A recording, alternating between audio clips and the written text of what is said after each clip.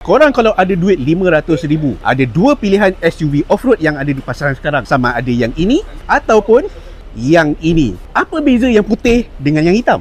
Dari segi saiz, dua-dua datang dengan jarak antara roda yang sama panjang. Namun Land Cruiser lebih lebar dan lebih tinggi. Tank 500 pula menang sebab ada ruang simpanan roda dekat belakang. Tank 500 ada jarak kelegaan tanah 224mm. Boleh redah air sedalam 800mm. Land Cruiser pula lebih tinggi 235mm. Namun boleh redah air sedalam 700mm sahaja. Tank 500 ada enjin hybrid 2.0 liter bermakna jimat Rotax. Land Cruiser pula datang dengan enjin V6 twin turbo 3.5 liter. Jadi korang faham-faham je lah Rotax dia berapa kan? 2000 lebih mat. Sebagai SUV moden, Tank 500 ada skrin cluster 12.3 inci dan skrin tengah 14.6 inci. Land Cruiser pula ada skrin cluster 12.3 inci, skrin tengah 12.3 inci dan ada ekstra meter analog. Untuk SUV off-road, butang kawalan fizikal memang penting. Kedua-dua SUV ini memang ada ciri tersebut. Namun yang paling aku suka Tank 500 sebab dia ada jam analog babe. Kemasan dia memang buat rasa mahal di situ. Jadi antara dua model ni, yang mana satu korang suka? Cuba komen sikit.